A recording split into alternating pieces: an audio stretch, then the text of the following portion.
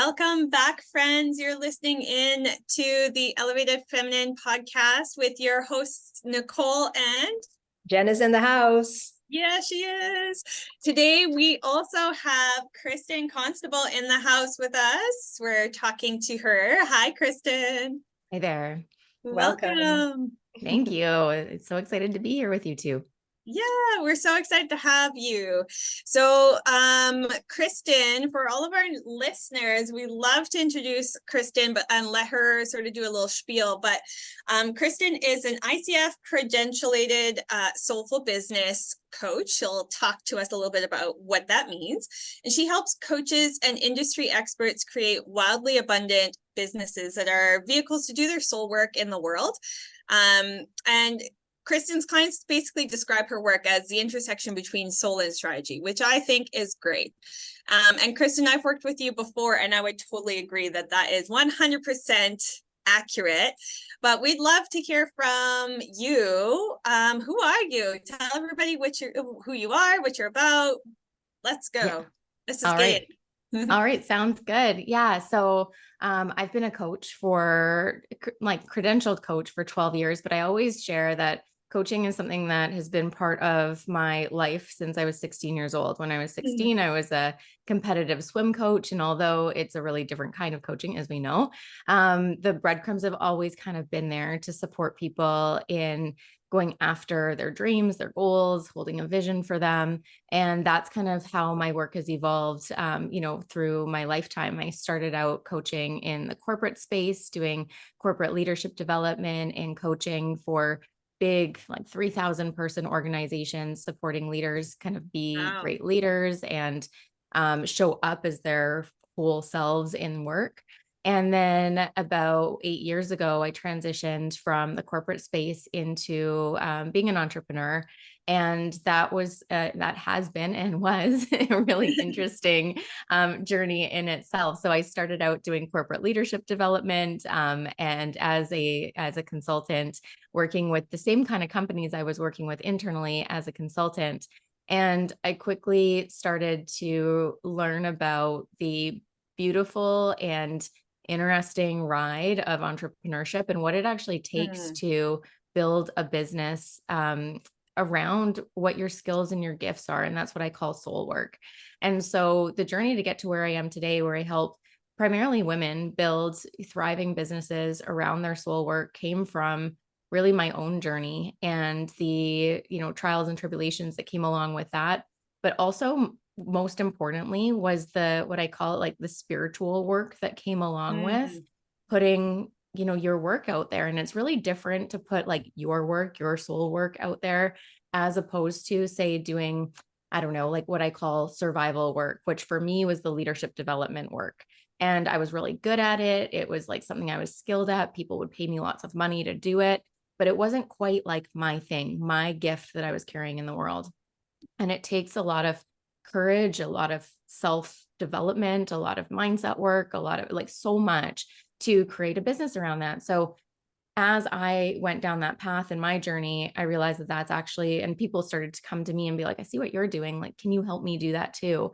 And that's kind of how I ended up doing the work that I do now. And I love it. And it's something that is always evolving because as we start to, it's kind of like purpose is like, we never quite like land on it like a check mark.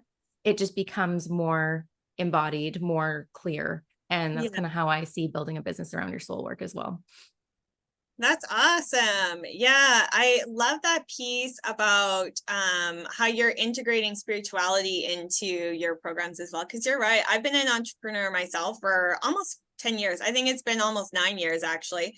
And you're right. As soon as you put out your work, it's all of a sudden now you're exposed. And now it's become not just something that you're offering. You're no longer just offering a service. At that point, it becomes a piece of you that you're offering to the world. Absolutely. And that's huge, right? You can't build a business if you don't really address that that's actually what's happening. It puts you in a very vulnerable position. And it kind of reminds me of a conversation I was having with a lady, and she was saying that she was skeptical to start sharing her talents because she's putting herself out there. And I said, this thought popped into my mind is that you are putting yourself out there to offer a service that no one has actually asked for. And that's where the vulnerability comes from. Vulnerability comes from because you have no idea who's going to receive it or how it's going to be received. You know, it's different from when something is already established and it's already out there and happening. You know, people want this, but you don't know if they want it from you or how you're going to spin it. So you really are putting your soul, in essence, everything that's you out there for people to potentially judge, receive, reject. But we have to do it because it's our dharma, it's our calling, you know, our purpose. Exactly. Yeah, I love that. I made some notes. Yeah. I love that. Go ahead, Nicole. There's a bit of delay for those of you just joining in on our podcast. Jen's in Barbados. Nicole, I'm here in France, and Kristin's in Vancouver. So you're in Vancouver, right? Yeah. So first off, how amazing that we can be doing this in so many different, but there's a bit technical glitches that happen.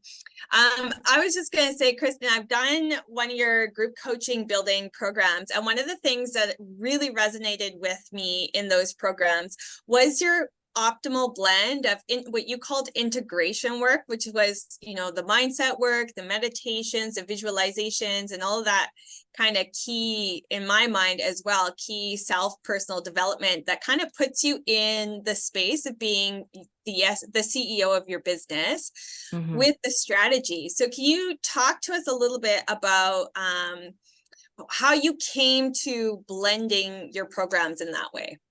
Yeah, definitely. I get asked the question a lot, like, what should come first? The soul, the integration, the inner work, or the strategy?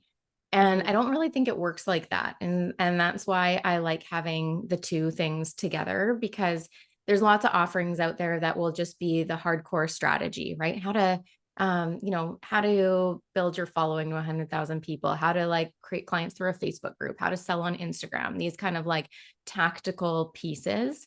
And what tends to happen with those is people get the information, but then when it comes to actually implementing it, they come up against their own internal blocks. So it's okay, how to sell on Instagram. Fine. I know how to do that. I have the strategy. So I hear it all the time. And I've been there myself. It's I know what to do, but I'm not actually doing it, or I'm not doing it in the way that I know I should be doing. There's blocks, there's resistance. And that's because there's the inner soul work that I call it, inner integration, that needs to happen in order to make that strategy happen. And so often it's the fear of being seen, or putting yourself out there, or finding your voice, or whatever it is that might be coming up, some of that mindset soul work. And then on the flip side, there's also offerings out there that are just the inner work. And it's just around being that energetic match for your goals and really doing the embodiment work and all of that. And from my own experience, because that's actually kind of more where I started, and I brought the strategy into my business. I had it because of my corporate career, and I was doing operations in restaurants for years. So I had a lot of background in business, but I started my coaching work more in that energetic alignment kind of place. And if you don't have a solid strategy to plug that into, it's it just gets lost, right? There's nothing to, so yes, you are doing all the right things energetically. You're showing up, you're being that match, but you don't have the systems to actually enroll clients, to have proper sales conversations, to run them through amazing programs that get them results. So you might get 1 or 2 or 3 clients, but it doesn't actually create a solid business that you can count on. And that's something that I hear from my clients all the time is I'm creating clients, but it's not something that I can count on. Right. It's not something that, I know that I'm going to have this consistent income flow every single month. And that's where the soul and strategy meet, is so you can be that energetic match, but you also you've built a business around your coaching or your soul work, whatever that might be. If you're a creative, a artist, or, anything works when it comes to this, model. So that's why I put them together, is because I actually don't think they go one before the other. They are it's a mix that's happening all at the same time. And it doesn't happen all at the same time for the same person. Everyone's journey is a little bit different. So having them be pieces that people can pull from during a container when they need them is what I think is optimal in kind of the journey to put your soul work out there in the world. That's it sounds like what you're saying is, well, what I'm getting from that is that however they show up, whatever they need a bit more of is what the focus is first. You focus on that first, and then you move into the other elements. For me, because I was like, she's speaking to me directly. She knows my heart. I can show up, but strategy, yeah, I have no idea what that is. Mm-hmm. Yeah. And so how does that show up for you? Is like, what's the impact? I don't have a consistent presence. I get lost with my message. It's all in here. And the consistency with getting out here and showing up in the way that I want to. I mean, it's amazing in my head. Oh my God, I'm killing it in my head. Yeah. I'm like, I'm like, you go, Jen. But in reality, come on, Jen, go. Yeah. So there's always been that disconnect. So I get discouraged, and then I would fall off of the social media platform, and then I go and regroup or what have you and try to go again. And so it's like this. It's like a roller coaster for me, really and truly. Yeah. So yeah, you're definitely speaking to me directly. I'm like, why is she calling me out like this? I see you. Yeah. But what you're saying is so important. And that really is the importance of having strategy that is what, the worst thing that I think people can do is, and I get it because not everyone has access to like resources and funds, but when you go around and you go and get all the freebies from everybody and you try to put your own recipe together, that's honestly the biggest recipe for disaster. Because yes, what you're doing is you don't have one vetted strategy that works. And so you're kind of going around, you're like, oh, I'll try this. And then it doesn't work right away because nothing does. It takes time. And then you're discouraged and you fall off and you don't do the thing. Then you try to get back on. Where if you have a strategy that works, that works, you can just stick with it. The work is consistency, but you are confident that if you just keep doing the thing, it's gonna bake, it's gonna click after some time. So yeah, I love that you say that, the like roller coaster ride. That's what we want to get rid of. We have the emotional roller coaster ride still, because that's never going to go away. And we learn to work with that and be with that with neutrality. But the roller coaster ride of like the doubt of, am I doing the right things? Am I putting my energy into the right things? That does go away when you have a strategy that works for you. Yeah. I love that so much. And one thing that I really took away from your program, Kristin, that I've really started implementing, and you're right, it takes time. Everybody takes their own amount of time. And for me, creating the program was not the challenging bit. I mean, of course, there was some moments where I was, oh, am I doing this? Should I do that? The perfectionist and recovery syndrome of, wanting to get it right out the gate. But for me, it was really the showing up on social media, because what I discovered, it started with you, and I'm working with another coach, and it's progressed into that too. It's getting better. But my whole belief system I've uncovered is that being on social media is not spiritual.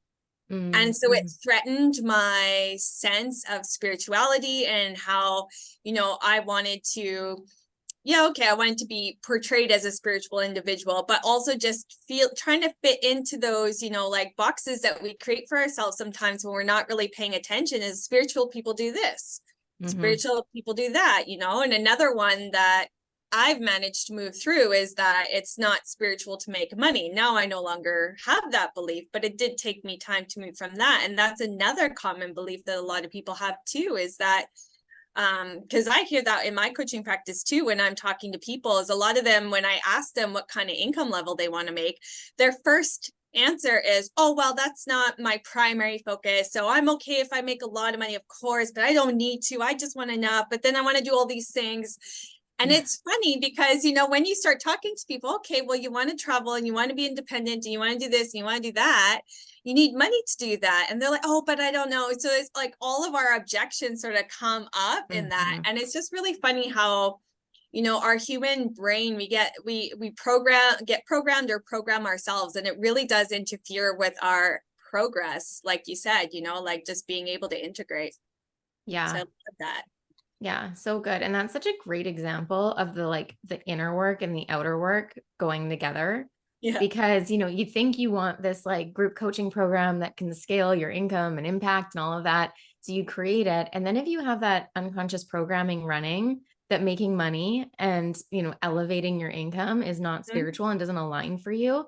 So now all of a sudden you've got one foot on the brakes, one foot on the gas. You're trying to go, you're trying to sell this program, you're trying to do this. And then subconsciously you're holding yourself back. And so that's why that work goes like so side by side with each other. Because as you take steps to elevate your business, as you take steps to show up in a bigger way, these new beliefs will show up. And I promise you, that's not the end of them. Exactly, right? Well, the funny thing is the more I dig, the more I'm like, oh, I pick up that rock and I didn't know that was there, or that was even still there, or I thought we dealt with these. One of my key learnings in personal development has been you never actually fully finish what you think you fully finished. It'll show up in another way. So just accept it. Yeah, exactly. Okay, friends, this has been an exciting conversation so far with Kristin, but we're going to take a quick break. We're going to come back in a few minutes.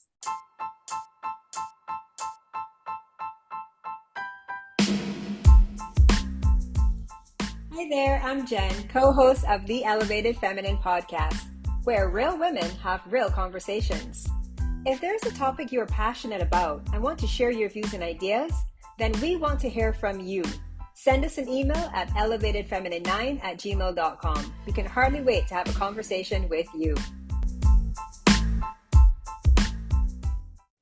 Welcome back, listeners. And if you're just joining us, we're here with Nicole, my co-host. I'm Jen, and we've got Kristin in the house, and she is telling us about the intersection of soul work and strategy and how the two go hand in hand. It's a symbiotic relationship. Can't really do one without the other. And as you all know, whenever we go to a break, the conversation continues to flow. And I shared with Kristin and Nicole how I struggle showing up on social media because it does not feel natural for me. And that came off of the comment that Nicole made prior, that the spiritual alignment with, making money and being on social media, it didn't resonate with her. And it made me think, I find it's a bit unnatural to be popping up on social media, doing reels and talking about myself all the time. It just feels weird. So of course, that led to more conversation. And now we want Kristin to weigh in on that. And what is your take on it? How do we, if possible, how can we overcome that? Does that show up a lot in your sessions when you're helping people make that intersection of their soul work and the strategy? Yeah, absolutely. I love that we're continuing this conversation because I don't think I come across many people that this feels natural for them right out of the gates. It's not natural. If we think about, seems that way for some. It's like such a brand new, from an evolutionary perspective, such a brand new way to, connect with people, to share our thoughts. And it can feel really foreign and exposing. And I know for me, it's definitely not been, and still isn't, something that is like natural. And so part of that is just, I think, accepting that, anytime we learn something new, it's not going to feel natural. And actually, Nicole, I think we had this conversation a lot in our work together. One of the distinctions I really like to get people to tune into is the distinction between, is this not aligned? Because, I hear a lot from people, and this is something new that's coming up. And I think it's like kind of this like collective thing that's happening around, I don't want to do anything that's not aligned. And I never want to force people to do things that don't feel aligned. But what I am seeing is that a lot of people are using that as an excuse not to push their edges, not to grow into, what's possible for them next. So it's like, I don't want to do social because that's not aligned for me. When in fact, it's not that it's not aligned. When we look at the mindset beliefs around that, it's like, no, that's not really true. It's just that it's new and it feels scary. And if something's new and it feels scary, that's not misalignment. That's just resistance. Yeah. There's nothing wrong with resistance. So Nicole, maybe I'll ask you to share a little bit about that, because I know that that's something that you and I talked about and you personally work through a lot in our work together. Yeah. And like I was saying in the last segment, it's something that I'm working with another coach now, and it's something I brought into that program too, that I'm finally feeling the relief of. But for me, when I was first really starting to say, okay, I'm committed to this online growth, I understand now, thanks to COVID, that not everything can be done in person indefinitely. So I need to have that at least the side biz, if you will, online, which now it's translated to actually, I'm really enjoying remote. And so full-time online. And for me, I really found it difficult because I didn't realize, it wasn't until after your program, Kristin, that I realized, oh, actually, with the belief that's keeping me resistant to it is that it's not spiritual to be on social media. It's and also there was a little piece that I picked up too that was, oh, that's just not my generation's thing too, because when I was going through high school, we only just were getting computers. I mean, I used to type out my assignments to make them look pretty on a typewriter. So, like the computer era, we didn't grow up with that. So for me, there was a little piece of that, but mostly it was the spiritual piece. So what I really found that has helped me, and I'm no means a master or perfect at it, obviously, and I don't believe I ever will. I think there's always room for growth, and I think we should all just embrace that and be okay with that. But it does feel more comfortable. I am starting to notice that I'm not rejecting it so much internally. Like there's less that temper tantrum inside that happens. It's like, I don't wanna, Yeah. It happens less and less. And actually what I found is some of it is my own personal growth and the mindset stuff.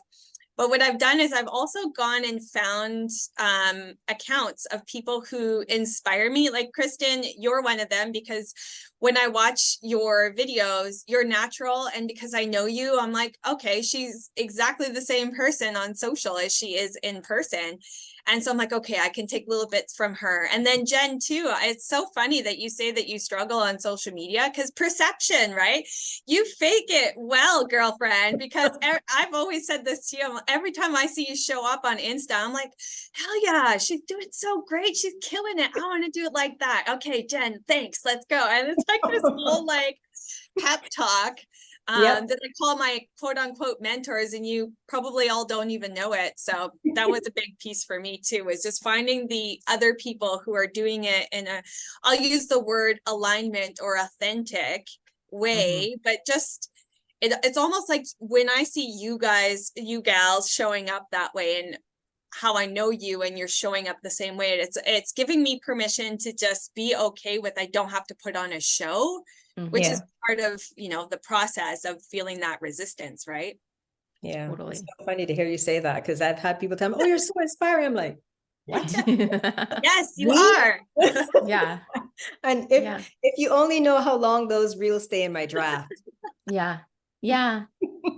Well, it's such a great example of like how it's our own stuff, right? Yeah. And so that's when I talk about like what are some of the tips, is like figuring out whether it's actually not aligned or just resistance. That's the first one. And then the second one, and this one's a bit of like tough love, and it's like that belief that our commitment to serve and to have impact has to be bigger than our own shit. It has to be bigger than our own stories about looking bad, about being rejected, about all of that stuff. And that's normal and it's natural and it's okay. But we have to connect to our commitment to serve. And if that's bigger, then it has to be bigger than our own shit about like looking bad or being rejected or any of that. And if you can do that, then it allows you to move through the resistance because there's something bigger at stake. Yeah, I love that. Definitely. It does make sense. Yeah, it's true. Because I think when I am able to show up, I have worked through that. And Exactly. it actually feels, and I'm using air quotes, natural. Yeah. Yeah. When you tap back into the purpose, your why. Exactly.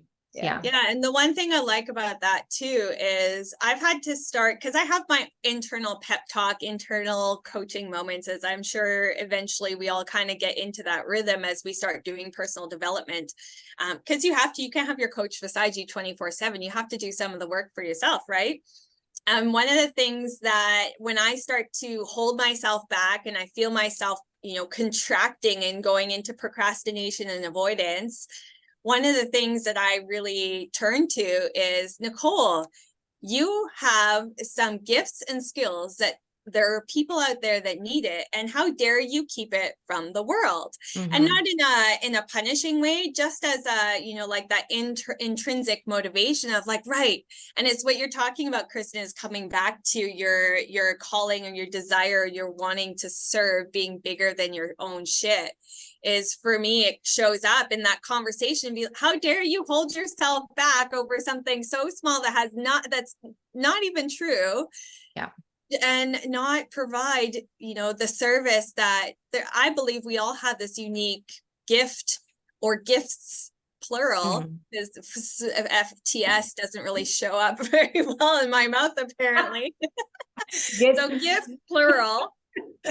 That, you know, like the world needs, that's what we're here for. And it's just such a shame when people snuff those out and hold them back. Yeah. Mhm. Yeah, absolutely. One other thing I'll share though around this is, so there is that inner work, right? And all of this, and then the strategy comes in too.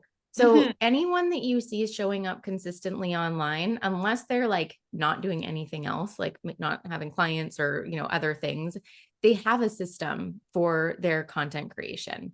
If we just kind of go through, when I'm inspired, I'm going to share something. There's so much pressure on that. And then we have this idea, oh, I have to do that every day. So every single day you have to got to come up with something profound that you're inspired to share around. Holy shit, that's not fun. So, you know, people who are showing up consistently, and this is something I've had to like really work on, because I had a lot of resistance around batching content and actually having a system around that. But I can tell you, once I moved through that and just kind of was like, okay, what systems do I need? Who do I need support from? Like, you know, how do I create my accountability for myself to create this content? It's now so much easier. And then there's still room for the inspiration, right? When it comes, you can just do it as well on top of it. But you have this like kind of baseline content that you've got created, you've got in your drafts, you have ready to go. So there isn't this, it's pressure every day to be like, oh, I got to do a reel today. What the hell am I going to talk about? And then, you know, you just don't do it because, you know, no one is inspiring every single day. So finding a system that works for you, whatever that looks like, you know, some people, it's like, even if it's batching once a week, it's like, come up with 3 to 5 posts every single week as your baseline content that you can spend an afternoon, because creativity requires space. It requires usually you getting out of your like little office, go somewhere inspiring, get some inspiration, and look at other people's accounts. As you said, Nicole, there's nothing wrong with being inspired by how other people are doing content and making it your own. And then, yeah, just giving yourself space to actually do that work, because that is as much of your work as a business owner as having coaching conversations, as having sales calls, is that piece is part of running a healthy business. So creating the space and giving it that space too is important. Definitely. I love that piece, the strategy piece of, you know, like just creating a system, because, you know, for me, at least in my own practice, and I found that the only way that I would sit down and do it is if I scheduled it. And that is one piece that I talk to even my clients about, is, hey, if you're going to add this in, just like we talk about scheduling, you know, the self-love stuff, just like we schedule in dentist appointments and all of those other things, you have to schedule it in, or at least I do. And I think that it's a good place to start if you don't really feel like you have inspiration, or you're not in the habit of posting or doing anything with your business that feels icky, right? Like a lot of, especially wellness practitioners and artists and people who aren't really business mind coming into being entrepreneurship, all the business tech stuff can feel a really big and overwhelming, right? So you have to schedule those things in. Yeah, definitely. Are you resisting it over there? I'm having a little internal temper tantrum. Yeah. So you're speaking, you're definitely calling me out. I feel very called out, but I'm showing up to be called out. It's all good.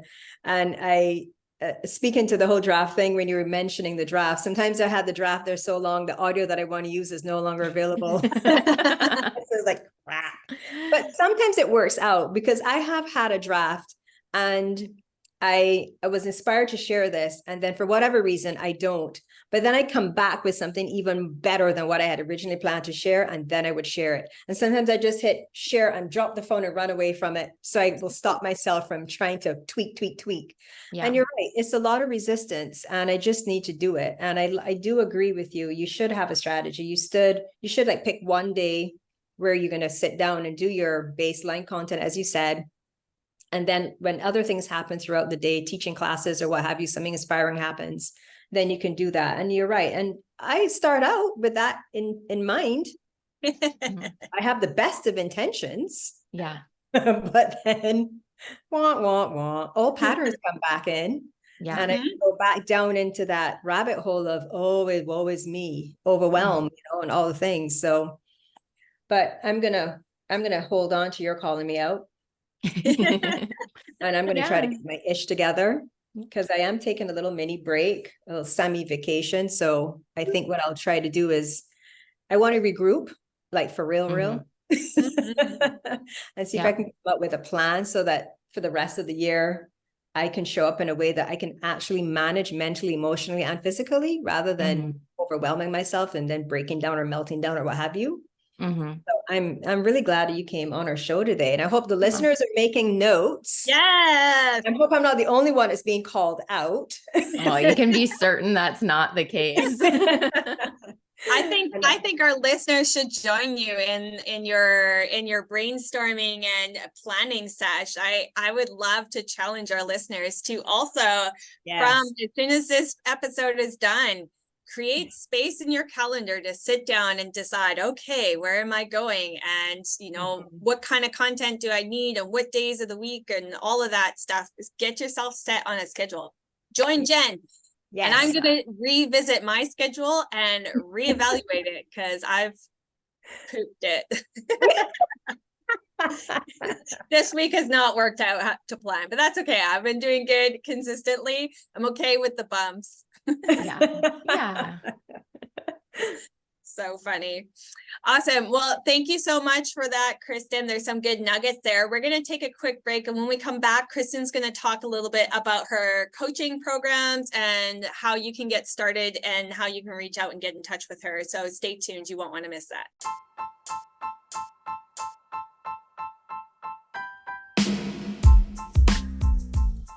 Hi there, I'm Jen, co-host of the Elevated Feminine podcast, where real women have real conversations. If there's a topic you are passionate about and want to share your views and ideas, then we want to hear from you. Send us an email at elevatedfeminine9@gmail.com. We can hardly wait to have a conversation with you. And welcome back, everyone, to the Elevated Feminine podcast with your co-hosts here, Nicole and Jen. We're here talking with Kristin, and she's given us some beautiful nuggets about integrating soul work and strategy in entrepreneurship and in your business, and making that a more sustainable growth and scale offer for yourself.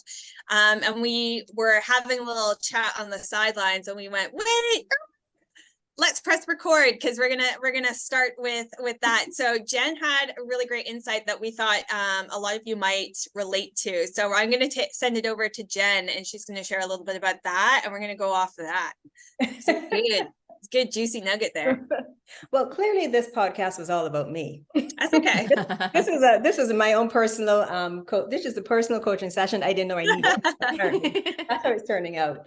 And it was something that Kristin said, and I think she said it in the very first segment. She said soul work versus survival work.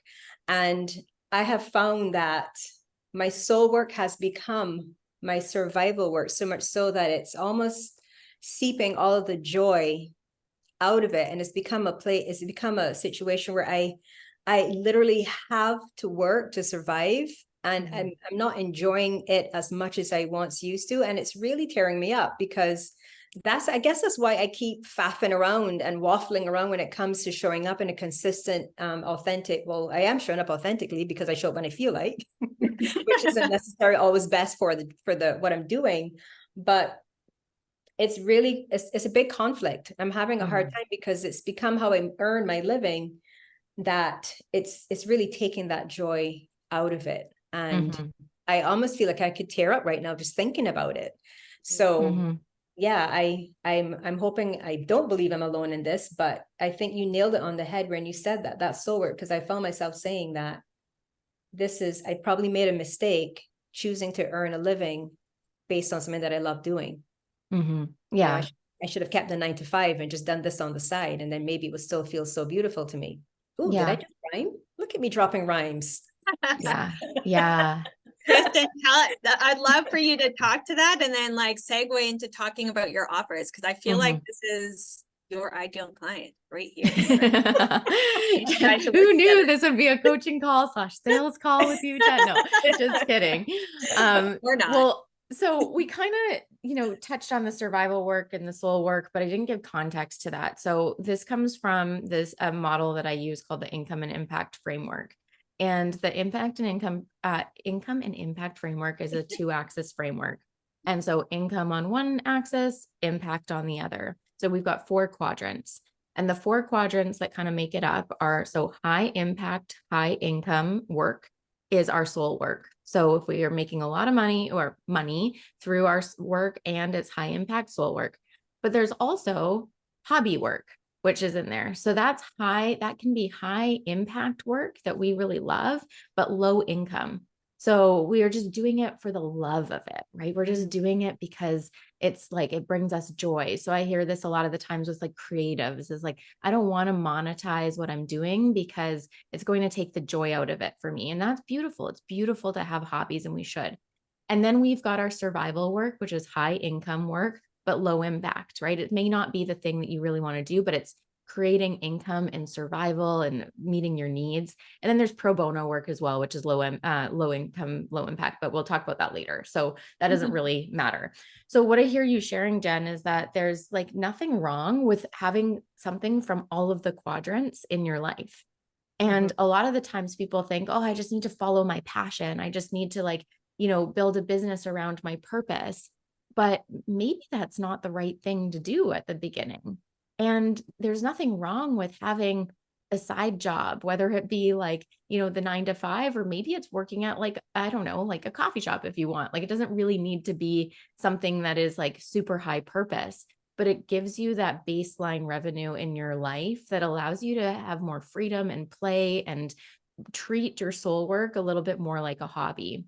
And that's fine too. But then if you do want to build a business around your soul work, which is most of my clients are like, that doesn't quite feel like that fits. It's like, when I think about it from that, I actually do want to build a thriving business around my soul work. And this is where I love to work with people, because I believe that if we use our businesses as a vehicle to create impact and income in the world, that's where you're actually in highest service, because you should be compensated for that energy exchange. Yeah. And so to me, soul work is really important, but finding a way to have your soul work meet a need in the world, match what people actually want, and create messaging, language, offers that actually match. So it's not just what do I want to do? It's what do I want to do, match with what do people need from me, and how do I create offers around that? That's where things really start to click.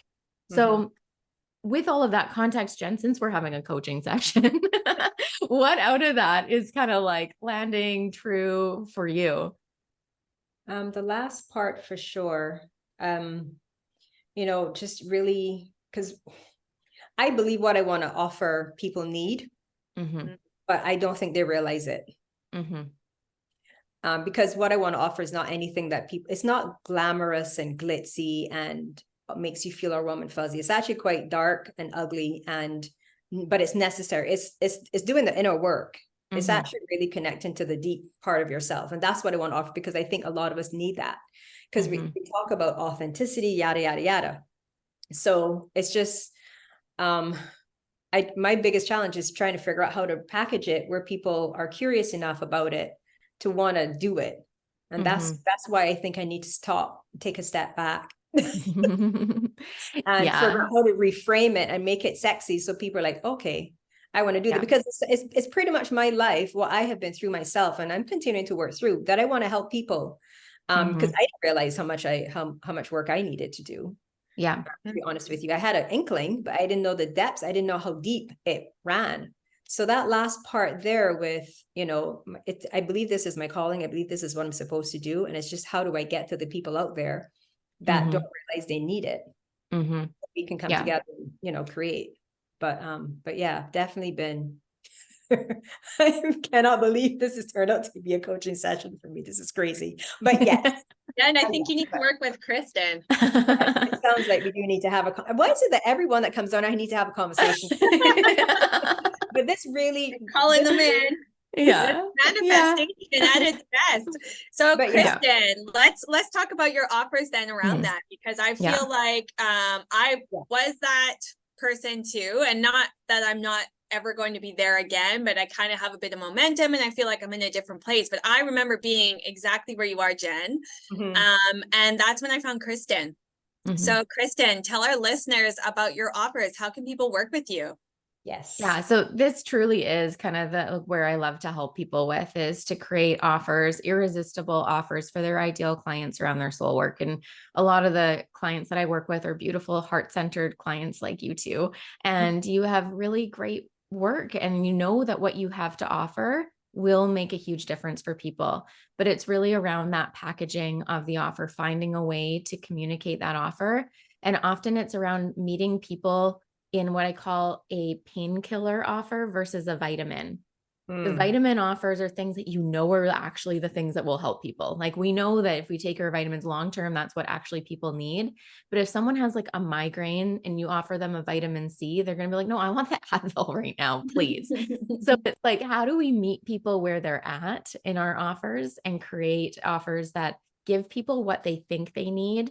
Most of the times it's around like health, wealth, and relationships, kind of three main topics. And then give them your method, your unique method of giving them the dream outcome then around one of those three things is what makes your offer unique and what makes you actually get to do what you want to do in the world. So you don't have to sell yourself out. You don't have to be like, oh, I'm just going to do this boring, plain, like whatever thing. It's like, no, you still get to do your soul work. We just have to package it in a way that resonates with people with where they're at. So I work with people in two different kind of containers. One is my Activate container, and that one is to help people really uncover what their unique method is and create a overall business around their soul work. So we work on your offer stack, we work on social media and how to create a soulful sales and marketing strategy. And you get all of the things that you need within 90 days to start creating consistent clients in your business. So I kind of think about that one as like the Kickstart accelerator to get soulful coaches actually confident that they have offers that sell and they know how to sell them. And then once people have that piece, what usually happens, they're like, okay, this is good. I'm feeling confident, but I want to scale my impact and income. I want to be able to do more of this kind of work without burning myself out. And then that's when I work with people to create a powerful group offering around their soul work. And that's what me and Nicole worked on together. And it's I love groups because I think there's so much power in community and being seen and celebrated and witnessed in community. So creating group offers not only helps your clients, in my opinion, it's also one of the best business models for coaches to be able to do their work without overextending. And this is one of the things I'm really passionate about because people who are doing their soul work in the world, this isn't something that is like I'm going to do this for 5 years and then go do something else. It's like, it's a lifetime journey that you're on. So finding a sustainable way to do that really lights you up and that you can create assets around is, one of the things that I love doing most. So that's the second container. And that one's called Soulful Six-Figure Coach. Amazing. Like Kristin said, I did her group coaching building program and that was awesome. It's got me kickstarted in the right direction. I'm already offering that same program in various different ways. I'm doing some one-on-one stuff even with that same program. So I mean, it's evolved a little bit since, but it was super helpful. Also came at a really not great, but came at the perfect time for me. So highly recommend that. Jen looks like she's contemplating it. So I feel like Kristin and Jen need to get on a sales call after this. Yes. And so someone could just sign up with you any particular time. Do you run these offerings as different cycles?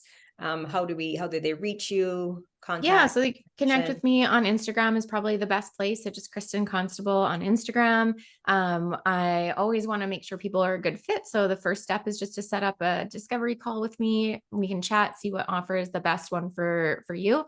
And then we'll always get people in. And, you know, when the next kind of opening opens up, which is there's usually an intake happening every month. So you don't have to wait too long if you want to get going on this work. Nice. And we'll leave Kristin's contact details and her social handles in the description. So if you do want to get in touch with Kristin about that, don't worry. You don't have to try to rewind and write it down furiously. It'll be in the description. Perfect. Thank you. Awesome. Well, that was amazing. Thank you so much for coming and sharing your wisdom, Kristin, and sharing your value. You gave so much value to this episode. I feel like there's going to be some people walking away with some really great actionable nuggets, but also the inspiration, hopefully, to call out to you and reach out and see if they can work with you, because I can tell you it did wonders for me in my business. I so appreciate having you in my life, and we're still connected, which is great. And I'm still connected with a lot of the women that were, I think actually each one of the women that were in my group coaching program, we've had Jess on here. She was our second episode, folks. So if you want to go listen to her, Meg is in the process. So it's not only been transformational for me personally in my business, but I also have some really amazing networks and connections now because of it. So love that. So much love for you, Kristin. Yeah. Well, thanks for having me. So great to be here with both of you. Yes, thank you so much. Wow. Jen's got some nuggets to go away. Awesome. Well, with that, we will say goodbye. Kristin, thank you so much for being on our podcast. Everyone, listeners, thank you for joining us. We hope you enjoyed that and got some good takeaways. And hopefully, like Jen said, you were taking some notes. But this was another amazing episode of the Elevated Feminine podcast, where we're real women having real conversations. Thanks, everyone. We'll see you next time.